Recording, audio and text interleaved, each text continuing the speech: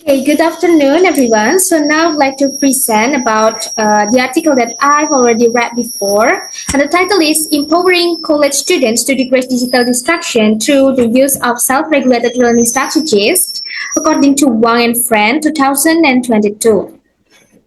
Okay, and here several brief summary of the article. First is problem. There is a several problem. For example, first is digital distraction reduce focus. As we know that now in the classroom during the classroom session we use like digital tools. For example, like laptop and then smartphone, and it can distract the focus of the students. And the next is classroom engagement. So sometimes there is a lack of engagement by the teacher, so that the students like to play their smartphone instead of listening to the explanation of the from the teacher. And the next is academic performance. So academic performance here means that if the students got distraction, it can decrease the students academic performance. And the next is factor, and there is also several factors that can causing the problems. First is emotional factor.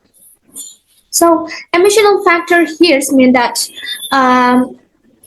as we know that in a teenager, they have unstable emotional factor, right? For example, like FOMO or fear of missing out.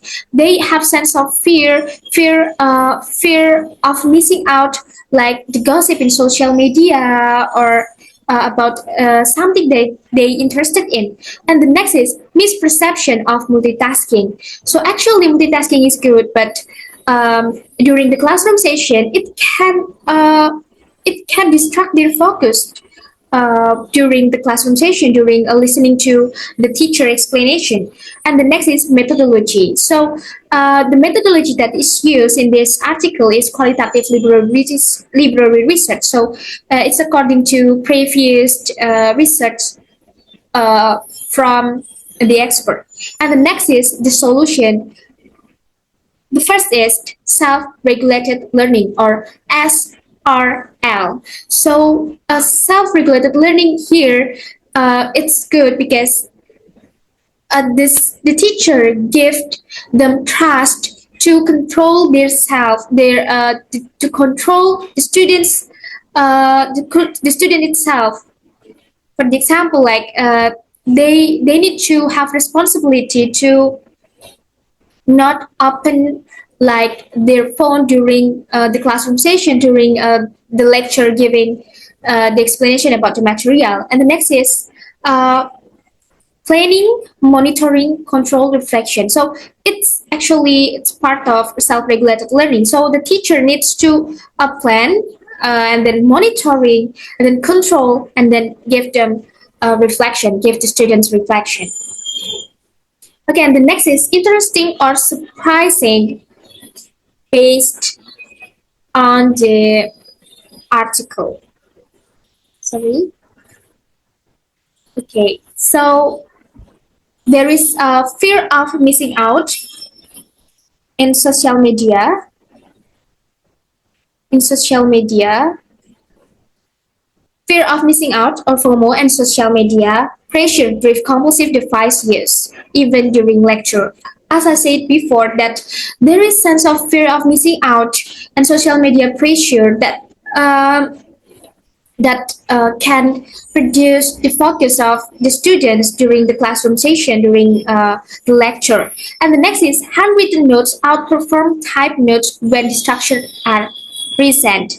So actually, handwritten notes, it's more good instead of typed notes, because with written the note, written the material, it can make the material stick in the mind, in the mind.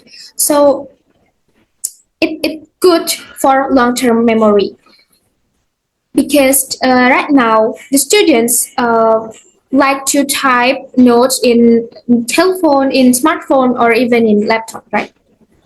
Okay, and the next is questions about study. So my question is how these self-regulated learning strategies can be applied in other countries that have different culture.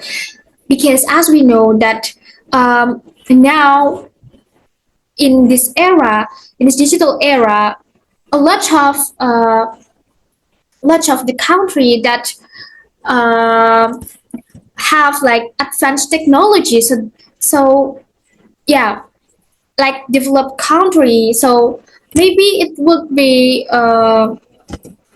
have like different strategy, but how the strategy can be applied in that country, and how if this SRL or self-regulated learning can use at other level of education such as junior high school or senior high school, because um, this strategy is actually is good uh, all for all school. I mean, like for all stage in education.